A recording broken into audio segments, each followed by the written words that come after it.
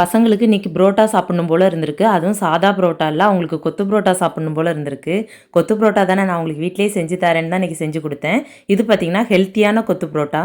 இது என்ன பிரமாதம், இது விட ஸ்பெஷல் ஐட்டம் ஒன்று இருக்குது. இதில் என்ன ஸ்பெஷல் ஐட்டம்னு பார்த்தீங்கன்னா, நம்ம மைதாவில் செய்யாமல் கோதுமையில் செய்கிறது. அதாவது நார்மலாக சப்பாத்தி போட்டு வச்சுக்கணும். நிறைய பேர் இது பார்த்துருப்பீங்க, நம்ம கொத்து சப்பாத்தி இந்த மாதிரி செஞ்சுருப்போம். இது வந்து ரொம்ப சிம்பிளாக நம்ம செய்கிறது.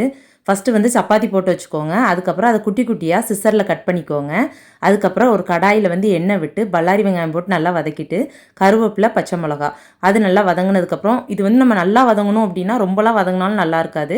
எல்லாமே ஒரு 3/4 வேக்காடு இருந்தால் போதும். அதுக்கப்புறம் தக்காளி சேர்த்து நல்லா வதக்கி விட்டுக்கோங்க. இது கூட வந்து கரம் மசாலா மட்டும் சேர்த்தா போதும், வேறு எதுவுமே தேவையில்லை.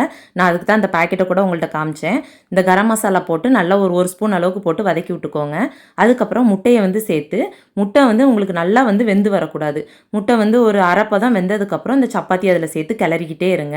சூப்பரான உங்களுக்கு கொத்து புரோட்டா ஸ்டைலில் கொத்து சப்பாத்தி கிடச்சிரும். எப்போவுமே பசங்களுக்கும் ஹஸ்பண்டுக்கும் பிடிச்ச மாதிரியே செஞ்சிட்டு இருக்கமே, நம்மளுக்கு பிடிச்ச மாதிரி நம்ம எப்போ தான் செஞ்சு சாப்பிட்றது அப்படின்னு யோசிச்சு முடிக்கிறதுக்குள்ளே நைட்டு 10 மணி ஆயிடுச்சு. 10 மணி ஆனாலும் பிரச்சனையே இல்லைன்னு உட்காந்து செஞ்சு முடிக்கிறதுக்கு 11 மணி ஆயிடுச்சு.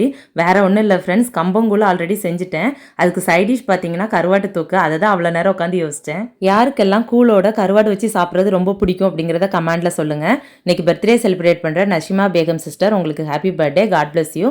ஓகே ஃப்ரெண்ட், இந்த வீடியோ உங்களுக்கு பிடிச்சிருக்குன்னு நினைக்கிறேன். வீடியோ பிடிச்சா லைக் பண்ணுங்கள், ஷேர் பண்ணுங்கள், மறக்காமல் சப்ஸ்கிரைப் பண்ணுங்கள். அடுத்த ஒரு சூப்பரான வீடியோவில் பார்க்கலாம். பாய்.